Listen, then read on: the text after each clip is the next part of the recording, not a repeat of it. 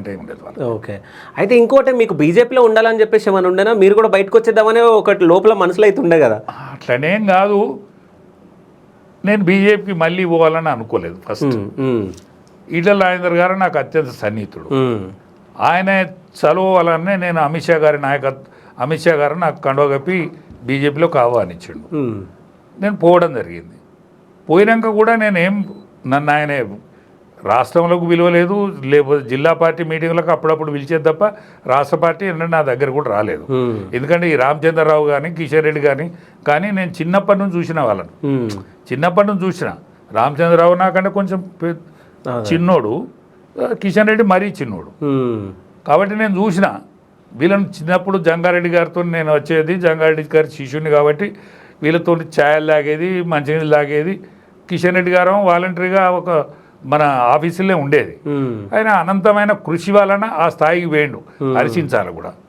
కానీ అటువంటి స్థాయికి వేనోడు కూడా కొన్ని విషయాలు మర్చిపోతాడు కాబట్టి బాధ అనిపిస్తాను. కొన్ని విషయాలు మర్చిపోతాడు కాబట్టి బాధ. ఎట్లాగో మీరు బయటకు వచ్చేసారు కాబట్టి సో కొన్ని మాట్లాడుకుందాం.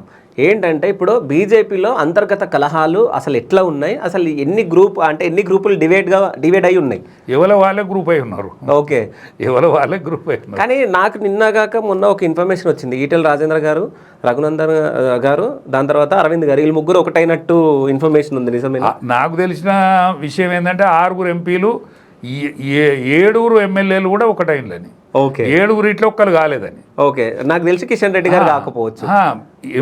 ఎంపీలల్లా 6 ఒకటైంది. ఓకే, ఎమ్మెల్యేలల్లా 7 ఇట్లా ఒక ఆయన రాజాసింగ్ బయట ఉన్నాడు కదా. అవును, 7 ఇట్లా ఒక్కరు కాలేదని.